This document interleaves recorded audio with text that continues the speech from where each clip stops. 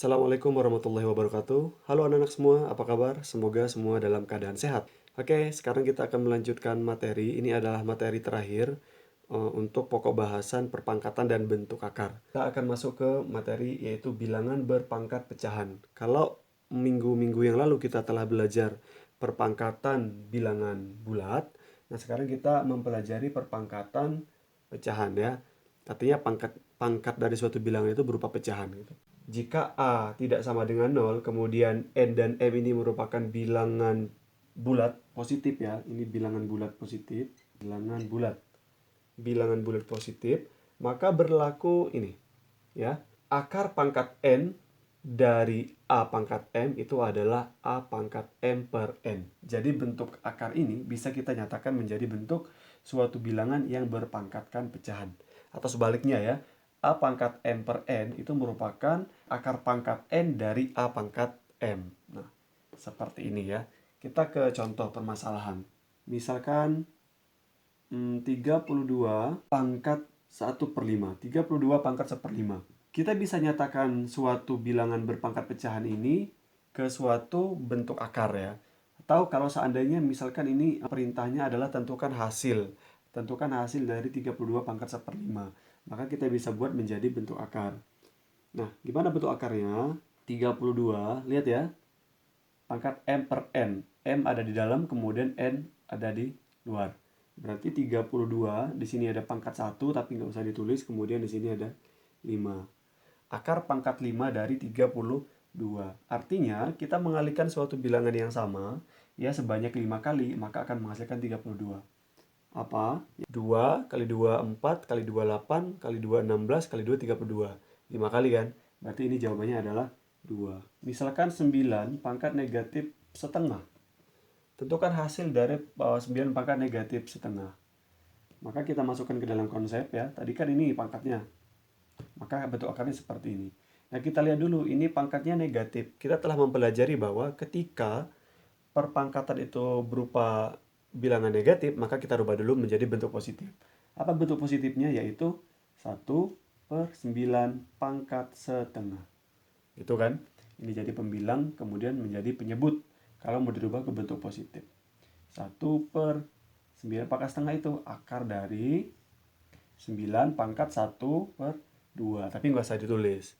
Kan kita telah mempelajari bahwa bentuk akar dari A, gini ya, akar kuadrat A itu kan sama saja dengan A pangkat setengah.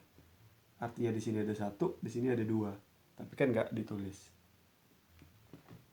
Maka ini adalah 1 per akar kuadrat dari 9. Berapakah akar kuadrat dari 9? Yaitu 3. 3 kali 3 adalah 9.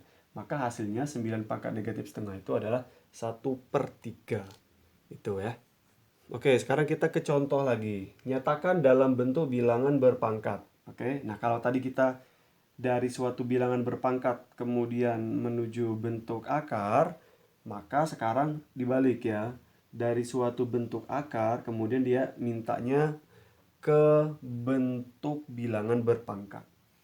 Akar kuadrat dari 14. Berapa? Yaitu 14 pangkat, sini kan 1, di sini 2 ya. 1 per 2. Itu. Sekarang yang ini. Akar pangkat 4 dari 8B pangkat 5. Nah, 8 ini kan bisa kita nyatakan dalam suatu bilangan berpangkat tertentu ya. Apa? Yaitu 2 pangkat 3. 2, 4, 8. 2 pangkat 3. Kemudian B pangkat 5. Ini kan. Nah, setelah itu kita rubah dari bentuk akar ke bentuk perpangkatannya.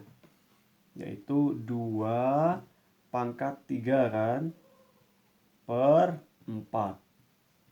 Dikali, berarti di sini dikali B pangkat 5 per 4. Seperti itu ya. Jadi 2 pangkat 3 per 4 dikalikan B pangkat 5 per 4. Oke, kita ke contoh soal lagi ya. Tentukan hasil dari 1/16 pangkat negatif setengah. Oke, kita langsung kalikan aja ke dalam ya. Atau mau dirubah ke positif dulu juga boleh. 1 pangkat negatif setengah per 16 pangkat negatif setengah. Sama dengan, nah ini kan negatif, biar jadi positif, maka kita rubah posisinya. Yang ini menjadi di bawah satunya, pangkat setengah, kemudian yang ini 16 pangkat setengah. Itu ya.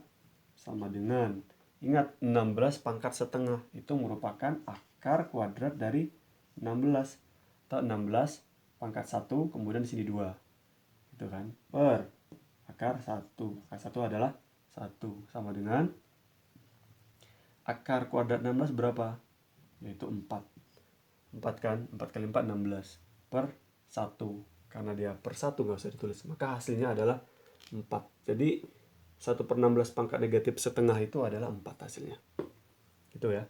Oke, sekarang kita lanjutkan ke subpoin berikutnya, yaitu menyelesaikan masalah yang berkaitan dengan bentuk akar. Jadi penerapannya dalam kehidupan sehari-hari gitu ya. Misalkan ada suatu permasalahan, yaitu sebuah segitiga ABC, siku-siku di A. Kita buat gambar aja ya, misalkan ini segitiga ABC, siku-siku di A. Berarti ini kan siku-siku misalkan ya, ada di sini A, B, C.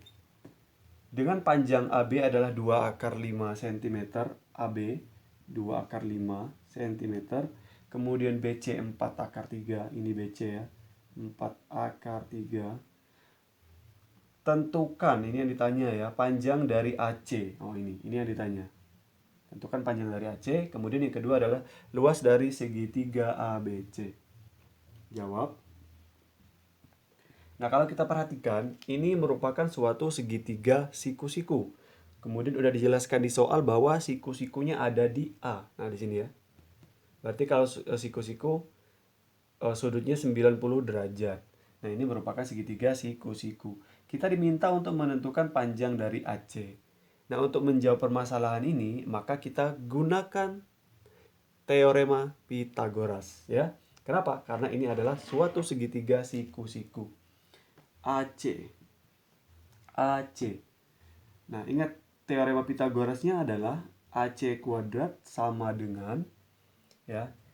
AC kuadrat sama dengan, ini merupakan sisi bukan sisi terpanjang ya. Sisi terpanjang itu yang ini BC yang berupa sisi miring. Nah, kalau untuk mencari sisi AC ataupun sisi AB, maka kita harus mengurangkan sisi miringnya atau sisi terpanjangnya yang di depan sudut siku-siku, di mana pada kasus ini adalah sisi BC, ya, dikurang dengan AB kuadrat.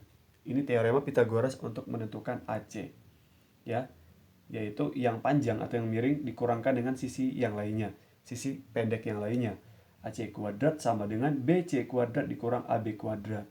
Pun begitu kalau kita mau mencari AB, yaitu AB kuadrat sama dengan BC kuadrat dikurang AC kuadrat. Tapi kalau kita mau menentukan BC, maka kita akan menjumlahkan sisi yang lainnya. AB kuadrat ditambah dengan AC kuadrat. Nah, ini sekedar mengingatkan kalau seandainya lupa dengan teorema Pythagoras yang sudah dipelajari ya di kelas 8. Oke, kita akan menentukan AC. Berarti kalau kita mencari AC, maka pakai yang ini kan. Sisi yang miring dikuadratkan dikurang dengan AB kuadrat. Sama dengan BC. BC berarti 4 akar 3 pangkat 2 dikurang AB, yaitu 2 akar 5 pangkatkan 2 juga. 4 kali 4, 16. Akar 3 kali akar 3, 3. 2 kali 2, 4. Akar 5 kali akar 5 jadi 5. Sama dengan 48. Dikurang 4 kali 5 yaitu 20. Sama dengan 48 kurangkan dengan 20 yaitu 28. AC kuadrat yaitu 28. Nah, yang diminta adalah AC, panjang AC-nya saja kan. Sehingga AC itu adalah akar dari 28. Apa bentuk sederhananya? Yaitu berapa kali berapa akan menghasilkan 28. Kemudian salah satunya bisa keluar dari akar. Apa? Yaitu 4 kali 7. 4-nya keluar jadi 2 akar 7 cm. Nah, seperti itu ya. Atau kalau masih bingung cara menentukan ini, kan masih banyak siswa yang bingung. Kita pakai yang pohon faktor tadi ya, 28. Ini dibagi 2 jadi 14. Bagi 2, 7. Masih bisa nggak bagi 2? Nggak bisa. Bagi 3 nggak bisa juga. Ya udah. Berarti di sini ya. 2, 2, 7. Yang berpasangan. Nah, bilangan yang berpasangan kan ini ya. Nah, maka di sini kita taruh di luar. Kemudian yang tidak memiliki pasangan itu taruh di dalam. Sama kan jadinya. Itu kalau misalkan bingung mau menentukan ini, bisa pakai pohon faktor. Yaitu bilangan yang memiliki pasangan maka taruh di luar, yang tidak memiliki pasangan taruh di dalam akar. Maka hasilnya adalah 2 akar 7 cm. Sama kan? Oke, ini untuk soal yang pertama, pertanyaan yang pertama yaitu menentukan panjang AC. Sekarang kita akan menentukan luas dari segitiga ABC. Berapakah luasnya? Luas segitiga ABC adalah setengah, ya kan? Rumusnya adalah setengah dari alas kemudian kalikan tinggi. Sehingga setengah, lihat segitiga ini. Yang mana yang berupa alas? Sebenarnya kita bisa memilih yang mana saja ya. Nah, cuman di sini ini udah kelihatan ini yang sebagai alas, maka kita tentukan aja ini sebagai alasnya gitu. Yaitu 2 akar 5 kalikan tinggi. Berarti tingginya ini kan AC. Apa tingginya? Nah, ini. Yaitu 2 akar 7. Sama dengan ini habis. Tinggal ini ya. Akar 5 dikalikan akar 7. Akar 14. 1 kali 2, 2. 2 akar 14. Karena luas maka cm persegi. Oke, bagaimana? Semoga bisa diterima dengan baik ya. Untuk materi kita pada hari ini cukup sampai di sini. Ini merupakan materi terakhir. Silahkan kalian perdalami lagi materinya dengan mencari berbagai sumber, mulai dari buku, internet, Google, YouTube, dan sebagainya ya. Terima kasih. Sampai berjumpa di pertemuan berikutnya. Assalamualaikum warahmatullahi wabarakatuh.